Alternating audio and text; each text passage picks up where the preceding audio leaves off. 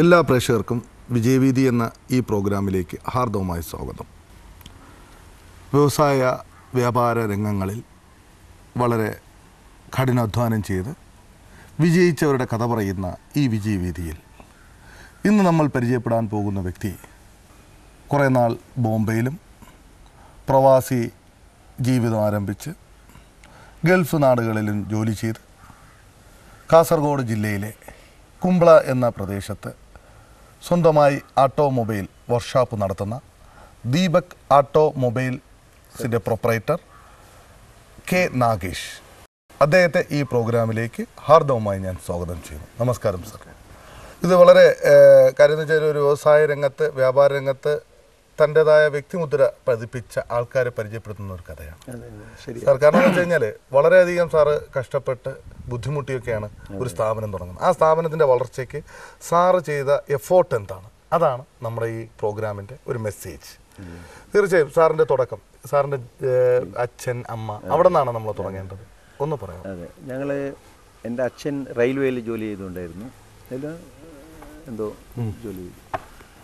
അമ്മ ഹൗസ് വൈഫായിട്ട് ഇവിടെ ഉണ്ടായിരുന്നു. പിന്നെ കുറച്ച് കൃഷിയെല്ലാം ഉണ്ടായിരുന്നു ഞങ്ങൾക്ക്. അഗ്രികൾച്ചറാണ് മെയിനായിട്ട്. അഗ്രികൾച്ചർ, കുറച്ച് മറ്റേ തെങ്ങും പാടങ്ങളെല്ലാം ഉണ്ട്. ഇപ്പോൾ അതൊന്നുമില്ല. ഇപ്പോൾ അതിന് വരാൻ വലിയ വലിയ ബിൽഡിംഗ് ഒക്കെ ഇതൊക്കെ ഒരുപാട് സ്ഥലങ്ങളൊക്കെ പോയി. അതെ, അങ്ങനെയായിട്ട് അയാൾക്ക് എന്നെ ഒരുപാട് പഠിപ്പിക്കണമെന്ന് നല്ല ഇൻട്രസ്റ്റ് ഉണ്ടായിരുന്നു. അപ്പോൾ ഞാൻ പിന്നെ SLCയോട് കൂടി അതിനെ എനിക്ക് അവരെ കഷ്ടപ്പാടെല്ലാം കണ്ടിട്ട് എനിക്ക് തന്നെ വിഷമമായി. ഇനി ഞാൻ ഈ ഫീൽഡിൽ പോകാമെന്ന് പറഞ്ഞിട്ട് അങ്ങനെ ഓട്ടോമൊബൈലിൽ പോയി. എൻ്റെ ഒരു അളിയനുണ്ടായിരുന്നു ബോംബെയിൽ. അവർ പറഞ്ഞ് അങ്ങോട്ട് പോകാൻ. ബോംബെയിൽ എവിടെയായിരുന്നു? ബോംബെയിൽ താമസിക്കുന്നത് വിക്രോളിയിലായിരുന്നു. പിന്നെ ജോലി ബൈക്കിൽ ക്വാളിറ്റി ഓട്ടോമൊബൈൽ, നല്ല ഇമ്പോർട്ടഡ് കാറെല്ലാം വരുന്ന നല്ലൊരു വർക്ക്ഷോപ്പാണ്. അതിലാണ് ഞാൻ ജോലി കൂടുതലായിട്ട് പഠിച്ചത്. കുറച്ച് കാസർഗോഡിലെല്ലാം ഉണ്ടായിരുന്നു അത് കുറച്ച് ടൈം. അവിടുന്ന് പിന്നെ ആരോ പറഞ്ഞ് ഗൾഫിലേക്കെല്ലാം ഇതുണ്ട്. അപ്പോൾ അന്നത്തെ കാലത്ത് ബോംബെയിൽ വരുന്നത് ഗൾഫിൽ പോകാൻ വേണ്ടിയായിരുന്നു ആൾക്കാരൊക്കെ. കാരണം എന്ന് വെച്ചാൽ ബോംബെ നിന്നാണ് ഫ്ലൈറ്റ് ഗൾഫിൽ പോകുന്നത്. പക്ഷെ ഞാൻ അങ്ങനെ ഉദ്ദേശിച്ചിട്ട് പോയതല്ല. തീർച്ചയായും ഒരു ജോലി എന്നുള്ള ജോലി ഒരു ഇതിന് വേണ്ടിയിട്ട് പോയി. അപ്പോൾ അവിടെ നല്ല ജോലിയും കിട്ടി. നല്ല കൂടുതലായിട്ട് കാറിൻ്റെ ആദ്യകാലത്തെല്ലാം ഈ അംബാസഡർ, ഫിയറ്റ്, ജീപ്പ് ഇങ്ങനത്തെ വണ്ടിയല്ലേ ഉണ്ടായിരുന്നു ഈ നാട്ടിൽ, ഞങ്ങളുടെ നാട്ടിൽ. ഫിയറ്റ് ആണ് അന്നത്തെ. പക്ഷേ ബോംബെയിൽ നല്ല നല്ല ഇമ്പോർട്ടഡ് കാറെല്ലാം, ചവർലൈറ്റ്, ഓൾഡ് ചവർലൈറ്റ്, മറ്റേ മെർസിഡീസ് ബെൻസ്, ഇങ്ങനത്തെ കാറെല്ലാം. അതുകൊണ്ട് അതിനെ പറ്റി ഞങ്ങൾക്ക് ഒരുപാട് കാര്യങ്ങൾ മനസ്സിലാക്കാൻ സാധിച്ചു. അപ്പോൾ ഒരുപാട്, അതായത് ഇമ്പോർട്ടഡ് ആയിട്ടുള്ള കാറുകൾ വരുന്നത് ബോംബെയിലാണ്. അപ്പോൾ അതിന്റെ മെക്കാനിസവും അതിന്റെ ഇതൊക്കെ മനസ്സിലാക്കാൻ നമുക്ക് എളുപ്പം സാധിക്കും അവിടെ, ഇവിടത്തെക്കാൾ. അപ്പോൾ അവിടെ എത്ര നാൾ വർക്ക് ചെയ്തിരുന്നു? അവിടെ ഒരു 6 വർഷം ബോംബെയിലുണ്ടായിരുന്നു. പിന്നെ വേറെ ഇങ്ങനെ ആൾക്കാർ ഫ്രണ്ട്സ് എല്ലാം എന്നല്ല. അപ്പോൾ അവർ പറഞ്ഞ് ദുബൈയിലേക്കെല്ലാം ഇപ്പോൾ ചാൻസ് ഉണ്ട്, പൈസ ഒന്നും കൊടുക്കണ്ട. അപ്പോൾ ഞാൻ പാസ്പോർട്ടൊന്നും ചെയ്തിട്ടില്ലായിരുന്നു. പാസ്പോർട്ടെല്ലാം ഞങ്ങൾ ചെയ്യാം അങ്ങനെ ഇങ്ങനെയെന്നെല്ലാം പറഞ്ഞ് അങ്ങനെ അവിടെ സൗദിയൊക്കെ പോയി. സൗദി അറേബ്യ ഫ്രീ ആയിട്ട് പോയത്. ആ ടൈമിൽ കാശൊന്നും കൊടുക്കാൻ ഞങ്ങളിൽ അത്ര ഇല്ലായിരുന്നു. സൗദി അറേബ്യയിലോട്ട് എവിടെയാ പോകുന്നത്? സൗദിയിൽ ദമാം എന്ന സ്ഥലത്ത്. വളരെ നല്ലൊരു സ്ഥലമാണ്. കാരണം ഇന്ന് എയർപോർട്ട് സ്ഥിതി ചെയ്യുന്നത് കറക്റ്റ്. നല്ല എൻ്റെ ഒരു അറബിയോ നല്ലൊരു ആളാണ്, നല്ല റോയൽ ഫാമിലിൻ്റെ ആൾക്കാരാണ്. അവരെല്ലാം ഇതാക്കി നല്ല ഇതായിട്ട് ഒരു 10 വർഷം അവിടെ ജോലി ചെയ്തു. 10 വർഷം ചെയ്തു. 10 വർഷം ഒരേ കമ്പനി. മറ്റ് ഗൾഫ് രാജ്യങ്ങളെ അപേക്ഷിച്ച് സൗദി അറേബ്യ എന്ന് പറയുന്നത് ഭയങ്കര സ്ട്രിക്റ്റ് ആയിട്ടുള്ള ഒരു രാജ്യമാണ്. അതെ, അത് കറക്റ്റ്. കാര്യം എന്ന് വെച്ച് കഴിഞ്ഞാൽ ആ രാജ്യത്ത് നമ്മൾ പൈസ ഒരു എന്റർടൈൻമെന്റ് ഇല്ല, എൻജോയ്മെന്റ് ഇല്ല. നമുക്ക് സമ്പാദിക്കുന്ന പൈസ മുഴുവനും നമുക്ക് സേവ് ചെയ്യാൻ സാധിക്കും. അത് വളരെ ഒരു നല്ലൊരു ഇത് തന്നെ. കാരണം അതൊരു ജീവിതത്തിലൊരു പാഠമാണല്ലേ. കാരണം ഇവിടെ നമ്മൾ കിടന്ന് കറങ്ങി തിരിഞ്ഞ് നടക്കുന്നവർക്ക് ഒരു ജയിലാണ്. ജയിൽ തന്നെ. കാരണം പാഠങ്ങൾ പഠിക്കാൻ പറ്റുന്ന ഒരു ജയിൽ, അത് ജീവിതത്തിൽ ഒരു മാറ്റങ്ങൾ ഉണ്ടാക്കാൻ പറ്റുന്ന ജയിൽ അല്ലേ. ഇപ്പോൾ ഇവിടെ ചില ഇപ്പോഴത്തെ ആൾക്കാർ ഇപ്പോൾ നാട്ടിലെല്ലാം ശരിയായിട്ട് ജോലി ചെയ്യൂല.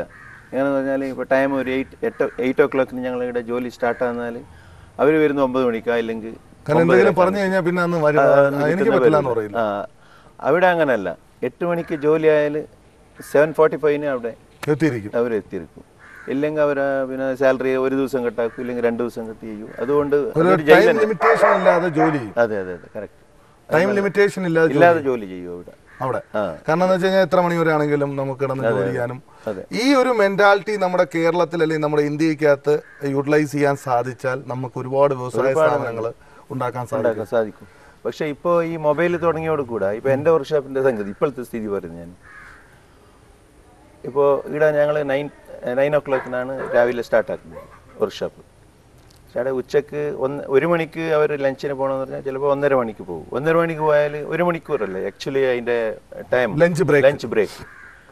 അത് അവർ വരും ചിലപ്പോൾ 3 മണിക്കാ 3:30 മണിക്കാണ് അതുവരെ കസ്റ്റമർ അങ്ങനെ ഇതാക്കും. അപ്പോൾ ഞാൻ കസ്റ്റമറോട് ചിലപ്പോൾ കളവ് പറയും, അത് 2 മണിക്ക് അവർ പോയത് ചില ആൾ അങ്ങനെ പറഞ്ഞു. നമ്മൾ മറ്റുള്ളവരുടെ മുമ്പിൽ കളവ് പറയേണ്ട ഒരു സാഹചര്യം. പിന്നെ മൊബൈല് വരും, വന്നാൽ അപ്പോൾ ചിലപ്പോൾ ബാത്റൂമിലേക്ക് പോകും, ചിലപ്പോൾ വെളിയിൽ അപ്പുറം പോകും, കാറിൻ്റെ ആടെ വേണം പോയിട്ട് സംസാരിക്കും. അങ്ങനെ ഒരുപാട് ടൈം വേസ്റ്റ് അങ്ങനെയാണ് ഈ മൊബൈലിന്റെ ഒരു ഉപയോഗം ദുരുപയോഗമാക്കി മാറ്റും. ജോലി എടുക്കാൻ പറ്റുന്നേ ഇല്ല. ഇപ്പൊ വലിയ വലിയ ഇൻഡസ്ട്രിയിലെല്ലാം ചിലപ്പോ അതിനെ വാങ്ങിച്ചു വെച്ച് കഴിഞ്ഞാൽ ഇവർ ജോലി വരില്ല. അങ്ങനെയുള്ള ഒരുപാട് പ്രശ്നങ്ങളാണ് നമ്മളിവിടെ ഫേസ് ചെയ്യുന്നത്. പക്ഷെ ഇത്രയൊക്കെ പ്രശ്നങ്ങളാകുമ്പോഴും ഒന്നും മനസ്സിൽ ഒന്ന് ഫേസിൽ പോലും അത് കാണുന്നില്ല. കാരണം എല്ലാം വളരെ സന്തോഷത്തോടെ ഹാൻഡിൽ ചെയ്യുന്ന ഒരാളായിട്ട് തോന്നുന്നു മിസ്റ്റർ നാഗേഷിനെ കണ്ടപ്പോൾ. എങ്ങനെ അത് സാധിച്ചു? അതെന്ന് പറഞ്ഞാൽ ഇപ്പോൾ എനിക്ക് കംപ്ലീറ്റ് ജോലി അറിയുന്നു. അപ്പോൾ ഇവർ ചിലപ്പോൾ ഇന്ന് വന്നില്ലെങ്കിൽ ഞാൻ തന്നെ ജോലി ചെയ്തിട്ട് പിറ്റേ ദിവസം വണ്ടി കൊടുക്കും. അതൊരു കഴിവ് എനിക്ക് ദൈവം തന്നെ. അതുകൊണ്ട് വലിയ ടെൻഷനില്ല. പിന്നെ അതിൻ്റെ ഇടയിൽ ഇപ്പം എൻ്റെ മകനും ഓട്ടോമൊബൈലെല്ലാം ആയിട്ട് 2 ആളുണ്ട് വർക്ക്ഷോപ്പിലുണ്ട്. ഇപ്പോൾ ഒരാൾ ഇപ്പോൾ വന്നത്രേ, ഒരാൾ ഒരു 10-12 വർഷമായി അവൻ ഓട്ടോമൊബൈലിലായിട്ട്. സപ്പോർട്ട് ചെയ്യുന്നു. അതിനിടയ്ക്ക് സോഷ്യൽ വർക്കെല്ലാം ഞാൻ ചെയ്യും. ഈ ലയൺസ് ക്ലബിന്റെ പ്രസിഡന്റ് ആണ്. അതിനിടയ്ക്ക് ഇവിടെ ഗാർഡന്റെ ഇതെല്ലാം വളരെ മനോഹരമായി.